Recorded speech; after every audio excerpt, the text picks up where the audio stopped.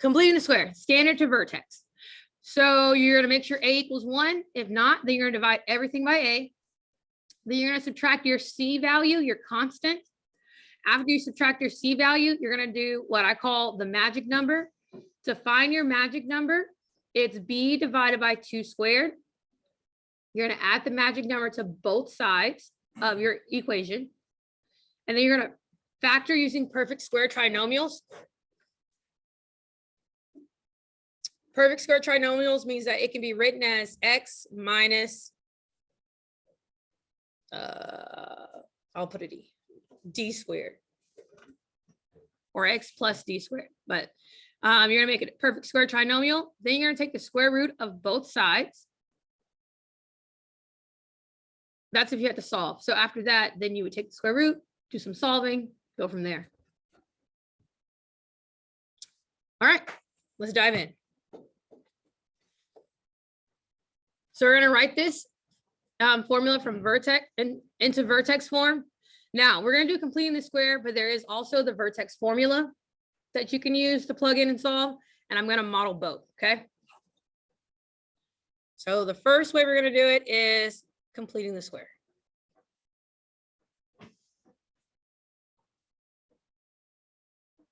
Okay. So first thing you want to do is make sure that your leading coefficient is a 1. Is our leading coefficient a 1? It is. Second thing you want to do is, so we're good there. Second thing you want to do is move your constant. So you want to move your constant to the other side. In order for me to move -1, I'm going to have to +1. Now I'm going to be left with x plus 4x, and I no longer have a c value on this side. Questions about step 1 and step 2? Okay. Step 3 is we're going to find our magic number. Your magic number is your new c value, which equals b divided by 2 squared.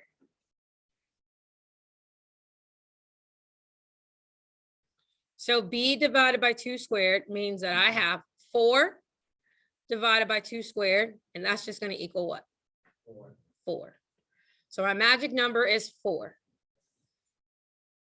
So step 4, you're going to add the magic numbers to both sides. And you have to add it to both sides because if you only add it to 1, what happens? It becomes unbalanced. So we have x squared plus 4x plus 4 equals 1 plus 4. Step 5, you're going to factor and simplify. So factoring, what multiplies to give me 4, but adds to give me 4? 2 and 2. So that's x plus 2 squared equals, and what's 1 plus 4? 5. Step 6 is set equal to 0. So what do I need to do to make this equal to 0? Subtract the 5. So therefore your equation would be, I ran out of room, f of x equals x plus 2 squared minus 5. And that's your vertex form.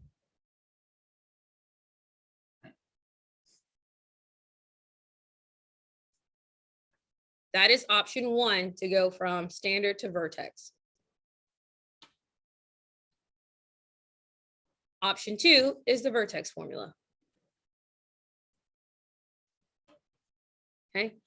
Option 2 is the vertex formula. And the vertex formula is h equals, so your h of the vertex equals, I just had to bring for negative b divided by 2a, and k equals that plugged back into the function.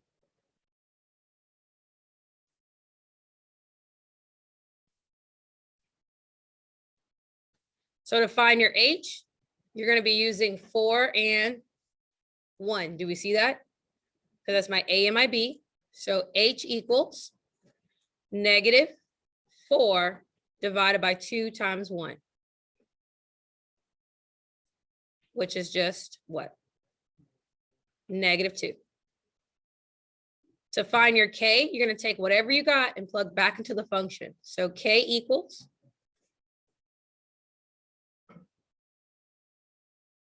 f of -2, which is -2 squared plus 4 times -2 minus 1. This gives me 4 minus 8 minus 1. This gives me -4 minus 1, which equals -5. And then you just plug them into the equation. So you get f of x equals, your a is 1, so I don't need to write it. You have your h, which is what? -2. A negative times a negative makes it a positive. It would be nice if I wrote it in there.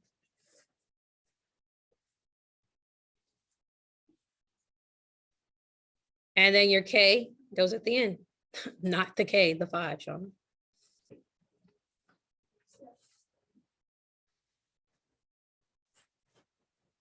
And there's your vertex form. So those are your two options of going from standard to vertex.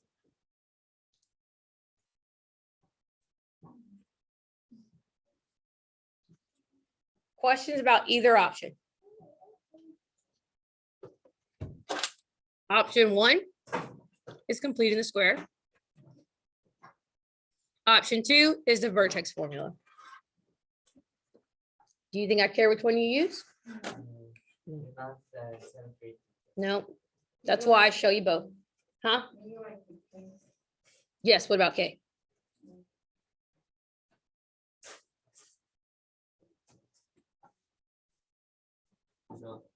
Yes. So we have, so define K, like what do you want to know about K?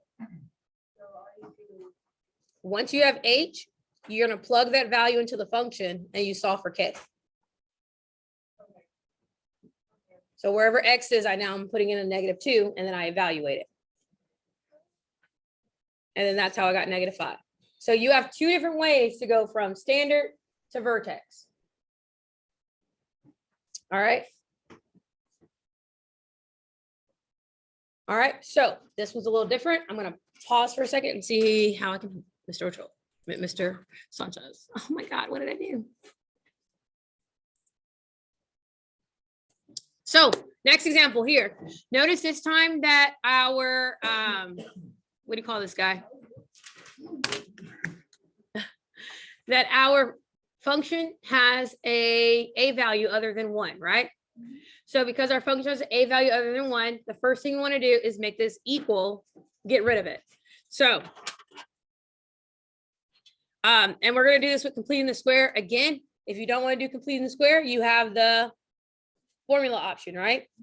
And it gets the job done just as well. So completing the square here, my A is 1/2. My B is -1 and my C is 2.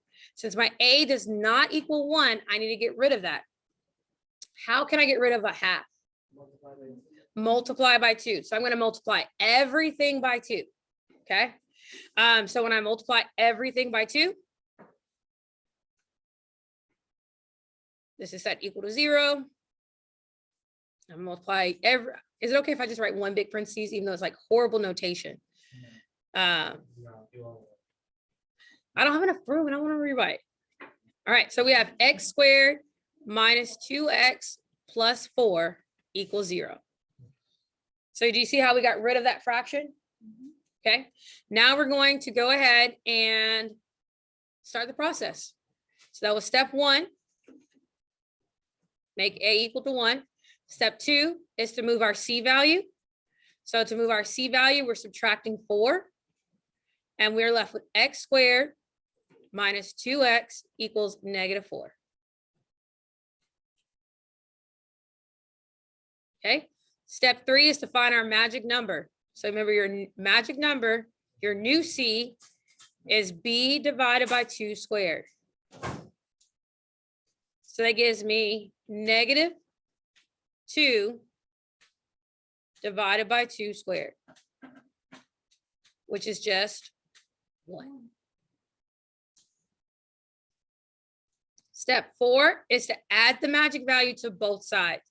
So we have x squared minus 2x plus 1 equals -4 plus 1. Got to add it to both sides so that it stays balanced. Step 5 is to factor and simplify. What multiplies to give me 1, but adds to give me -2. What multiplies to give me 1, but adds to give me -2? -1. So my factor is x minus 1 squared equals, and -4 plus 1 is -3. Step 6 is to set it equal to 0. So in order to make this equal to 0, I'm going to add 3.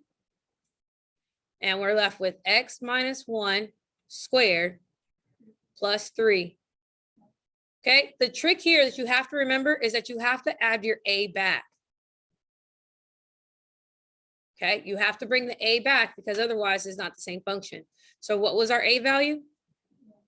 1/2. You just have to include that. So your function is 1/2